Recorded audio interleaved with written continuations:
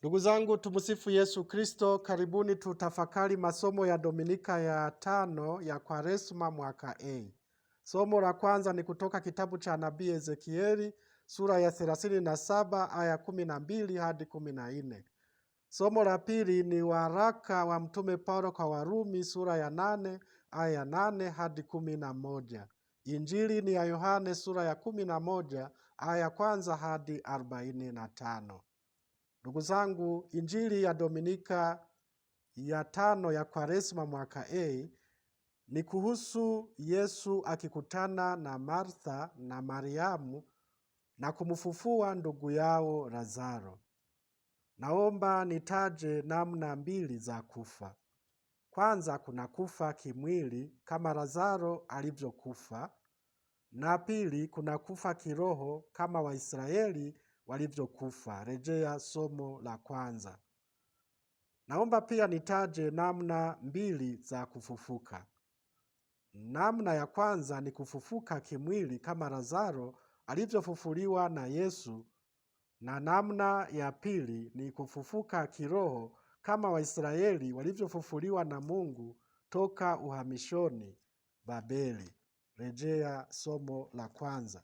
Ndugu zangu, tukifafanua zaidi namna zote hizo nilizotaja, tunaweza tukampongeza kwanza Lazaro aliyekuwa kaburini siku 4 akiwa ameanza kuoza na kunuka, lakini Yesu akamfufua.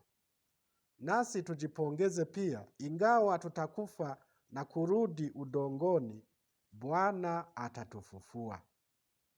Tuwapongeze pia Waisraeli kwa sababu walipopelekwa mateka huko Babeli, wakaishi maisha magumu, wakaishi bila ibada walizozoea, wakaishi bila hekalu lao, wakaishi bila mfalme wao, wakaishi bila makuhani wao, wakati mwingine bila manabii wao. Walijisikia kama wamekufa kiroho. Lakini tukirejea somo la kwanza, Mungu anawaahidi kuwafufua kutoka hayo makaburi ya kiroho na kuwarudisha katika nchi yao ya Israeli.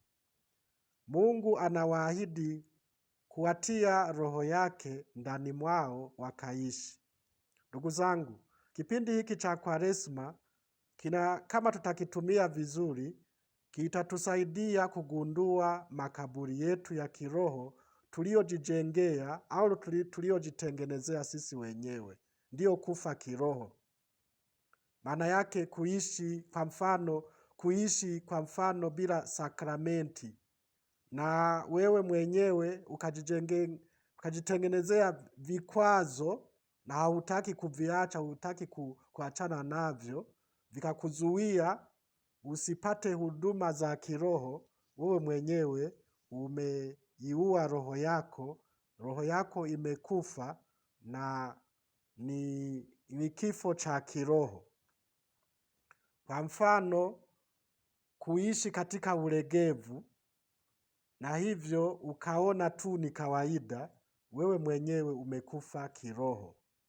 Na kwa mfano, ukiishi katika dhambi, katika tabia mbaya, katika vilema kama ulevi na ulafi, vilema kama tamaa mbaya, uvivu, wivu, vilema kama choyo, kiburi, hasira na kadhalika, ukaridhika navyo, kaona usifanye juhudi za kupambana navyo au kuomba neema ya Mungu ikusaidie, wewe ukaridhika na tabia hizo, ukasema mimi niko hivyo, sibadiliki, basi ujue kwamba umejiweka kaburini wewe mwenyewe. Roho yako umeiweka kaburini, umekufa kiroho, lakini hujitambui.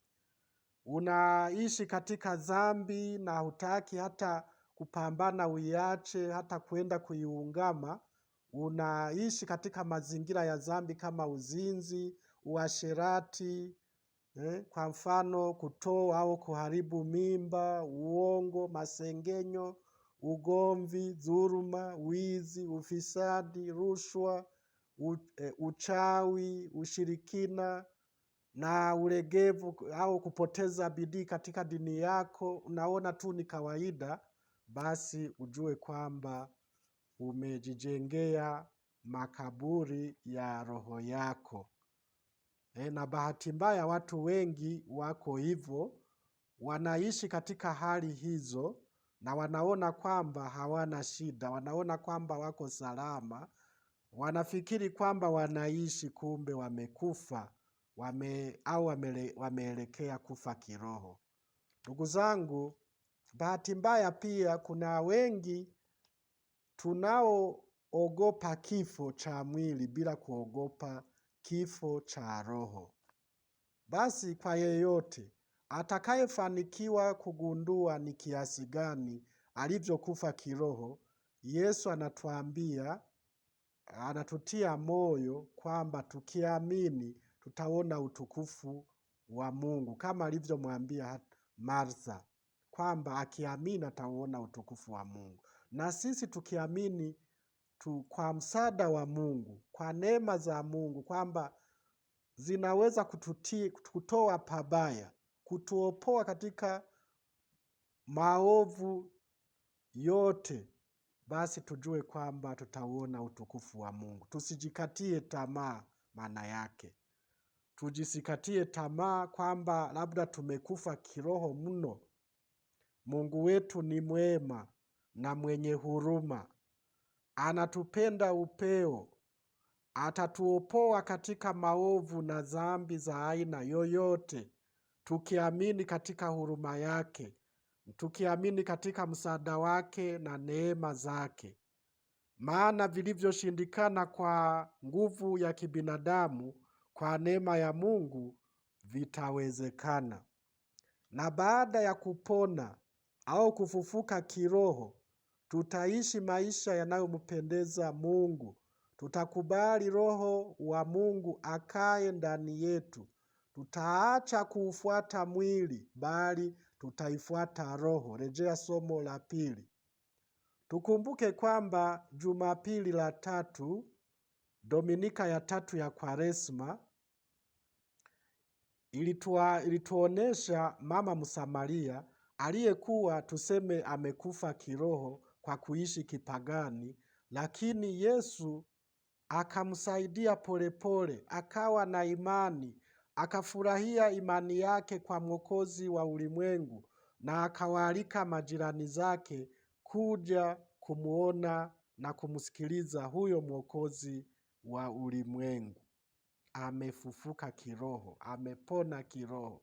Tukumbuke kwamba hata Dominika ya 4 ya Kwaresma nayo ilituonesha Yesu akimponya mtu upofu wa macho na upofu wa roho. Aliyekuwa kipofu alifurahi na kumsujudia mwana wa Mungu. Kumbe naye alipona kimwili na kiroho. Kumbe na sisi tukiamua kumwendea Yesu katika imani na matumaini na mapendo kwake, hata tuacha kama atakavyotukuta. Atatuponya kiroho na hata kipenda hata kimwili. Atatufufua kiroho katika maisha haya, na baada ya kifo chetu atatufufua kwa ajili ya uzima wa milele na kwa ajili ya furaha ya milele mbinguni.